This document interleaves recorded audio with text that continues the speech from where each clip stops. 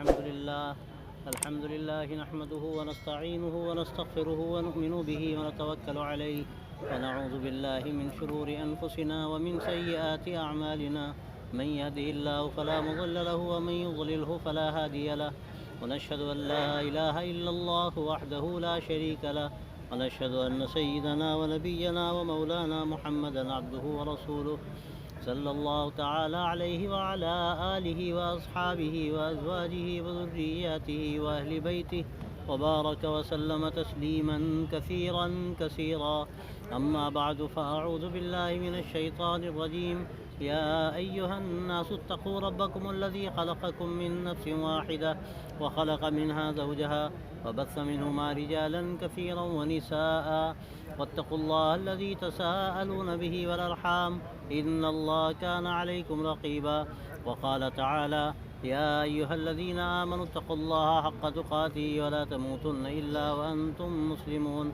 وقال تعالى يا أيها الذين آمنوا اتقوا الله وقولوا قولا سديدا يصلح لكم أعمالكم ويغفر لكم ذنوبكم ومن يطع الله ورسوله فقد فاز فوزا عظيما وقال النبي صلى الله عليه وسلم النكاح من سنتي وقال من رغب عن سنتي فليس مني أو كما قال عليه الصلاة والسلام. یہ آیتیں جو پڑھی گئی ہیں اور یہ حدیث کا بڑا گہرا تعلق ہے خطبہ نکاح سے اور اس میں پورا پیغام دیا گیا ہے نکاح سے متعلق بھی اور پوری زندگی سے متعلق بھی. حقیقت میں نکاح بھی زندگی کا ایک بڑا حصہ ہے.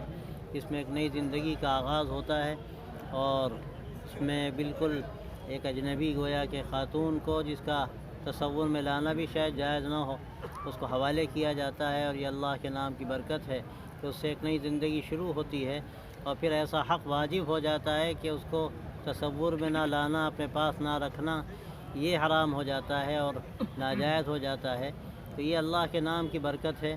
تو اس موقع پر اس میں کہ گویا کہ تقریب کہلاتی ہے یہ تقریب کے معنی قریب کرنے اور قریب ہونے کے ہیں.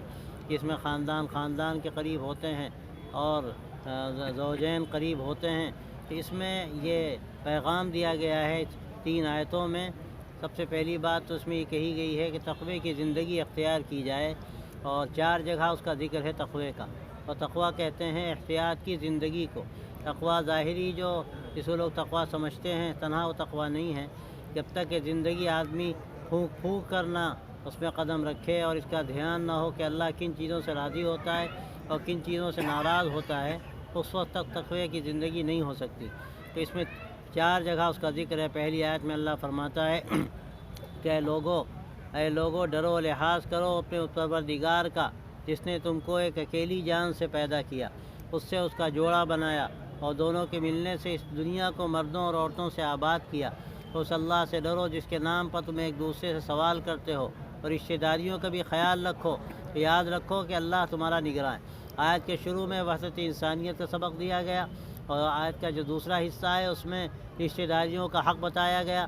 پرانے حق اپنی جگہ پر نیا حق اپنی جگہ پر اور ایک بنیادی بات اخیر میں کہی گئی کہ یاد رکھو کہ اللہ تمہارا نگراں ہے. تم کوئی کام چھپ کے کرو سب کے سامنے کرو وہ دیکھ رہا ہے تو اس کا تمہیں دھیان رہنا چاہیے. اور دوسری آیت میں فرمایا کہ لوگوں اللہ سے ڈرو جیسا کہ ڈرنا چاہیے اور نہ مرنا مگر اس حال میں کہ تم مسلمان ہو. اب اس خوشی کے موقع پر یہ نبی کا مقام تھا کہ یہ حقیقت یاد دلائی جا رہی ہے کہ سب کو اللہ کے حضور میں حاضر ہونا ہے. تو اللہ تمہیں ایسی ہزاروں خوشیاں مبارک کرے لیکن حقیقت کو فراموش مت کرنا اور یاد رکھنا کہ جو دنیا میں آیا ہے وہ جائے گا اور جب وہ جائے تو اس حال میں جائے کہ اللہ کے سامنے اس کی گردنیں جھکی ہوں, اللہ سے ملاقات کا شوق ہو. اور یہ اسلام پر موت جبھی ممکن ہوگی جب اسلام پر زندگی گزرے گی. جب اسلام پر زندگی گزرے گی تو اسلام پر خاتمہ ہوگا. تو اس کا بھی ہمیشہ دھیان رہے. اور تیسری جو آیت ہے جو ایجاب و قبول سے بڑی تعلق رکھتی ہے اس میں فرمایا کہ لوگوں اللہ سے ڈرو اس کا لحاظ کرو اور دیکھو زبان کو قابو میں رکھو. کوئی بات زبان سے ایسی نہ کہہ دو جو نامناسب ہو. جچی تلی بات زبان سے نکالو. اللہ دنیا میں تمہارے کاموں کو بنا دے گا اور آخرت میں اللہ تمہارے گناہوں کو معاف کر دے گا. اور کیا چاہیے؟ دنیا بھی بن گئی آخرت بھی بن گئی. لیکن اس کا نسخہ کیا ہے؟ 2 باتوں کا لحاظ. ایک یہ کہ احتیاط کی زندگی, دوسرے زبان کی حفاظت. یہ 2 باتیں ہوں گی دنیا بھی بنے گی. لوگ پریشان ہیں کاروبار نہیں چلتا قرض ہو گیا فلاں ہو گیا. ارے وہ ہماری بھی اس میں بڑی کوتاہیاں ہیں.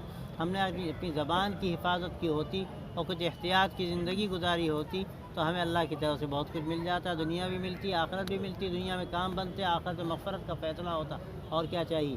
اور حدیث میں فرمایا نکاح میرا طریقہ ہے، یہ اسلام کی خوبی ہے، کہیں آپ کو نہیں ملے گا۔